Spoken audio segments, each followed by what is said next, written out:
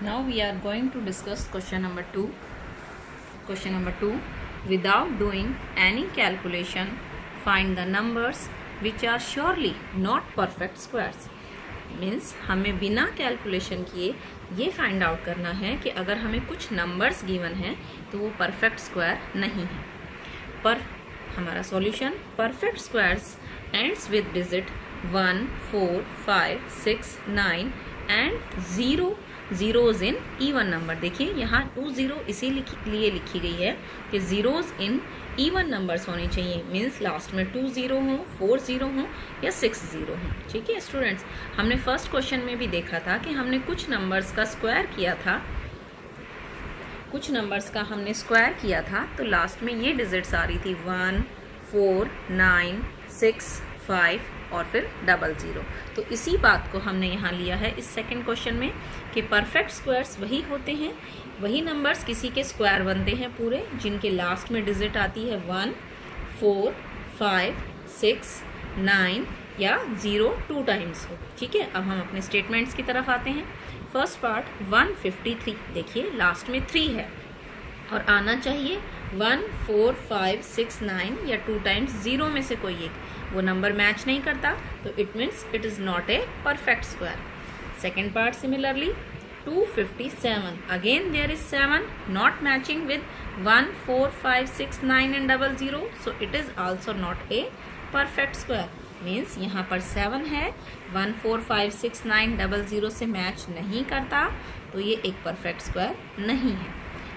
Third part 408, यहाँ पर भी 8 है, 8 किसी भी डिजिट का स्क्वायर करने से हमें नहीं मिलता तो इसलिए ये भी एक परफेक्ट स्क्वायर नहीं है।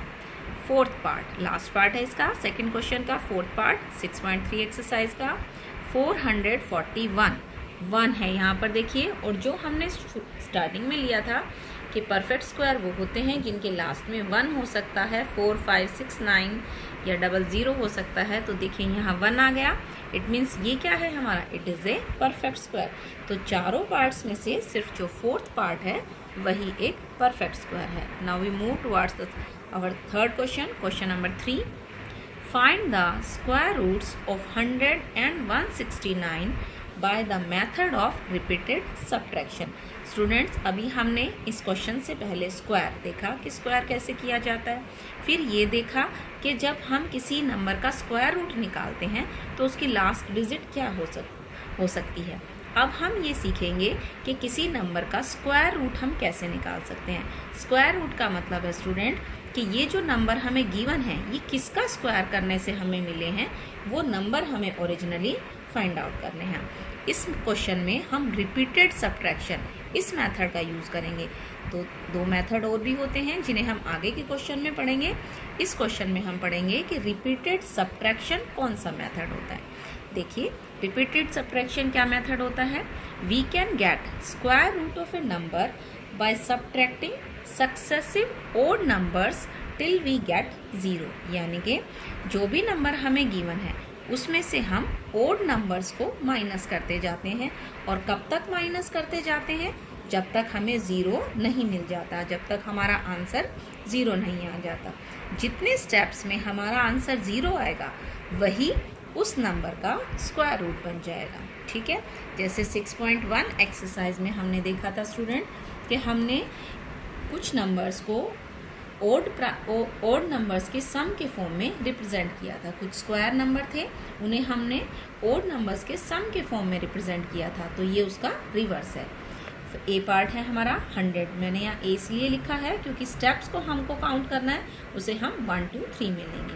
अब देखिए 100 है, सबसे पहला प्राइम नंबर हमारे, सबसे पहला ओड नंबर, सॉरी प्राइम नहीं ओड नंबर हमारे पास आता है 1। तो 100 में से हम 1 माइनस करेंगे, 99 आ गया। ये हमारा फर्स्ट स्टेप हो गया। सेकेंड स्टेप में 99 माइनस 3, 1 के बाद नेक्स्ट ओड नंबर आएगा हमारा 3। 2 नहीं लेना, हमें ओड नंबर्स लेने हैं जो 2 की टेबल में नहीं आते। 99 में से 3 माइनस किया 96। थर्ड स्टेप 3 के बाद ओड नंबर बनेगा 5, 96 minus 5 91। Fourth step 91 minus 7 84। Fifth step 84 minus 9 75. Sixth step 75 minus 11 64। Next आगे देखेंगे आप 7th स्टेप 64 माइनस 13 51।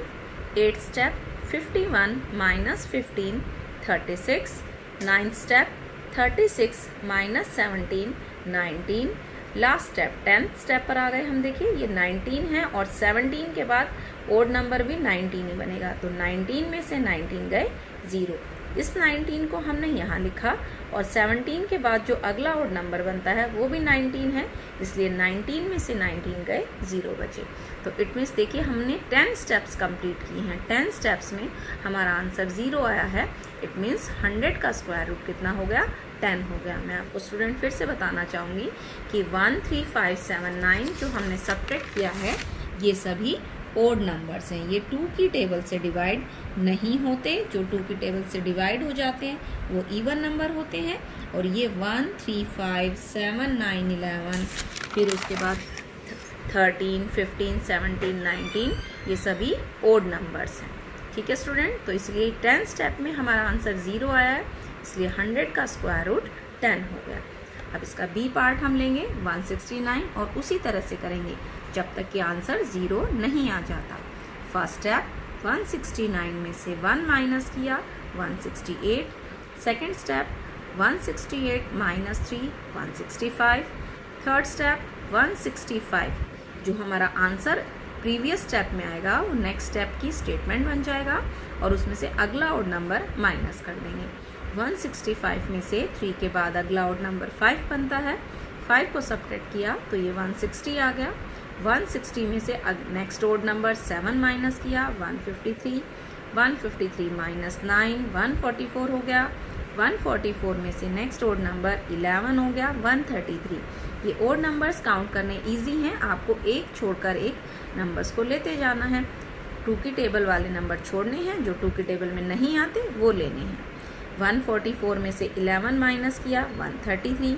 देन 133 में से 13 120। ये लॉन्ग मेथड है स्टूडेंट, इसीलिए इसके सिर्फ 2 ही पार्ट गिवन है। फिर 120 में से 13 के बाद हमें माइनस करना है 15। ये माइनस किया 105। 105 में से 15 के बाद माइनस करना है 17, तो ये आया 88। 88 में से 17 के बाद आएगा 19, 69 आ गया। फिर 69 में से 21 माइनस किया 48। 48 में से 21 के बाद आता है ओड नंबर 23, 25 आ गया।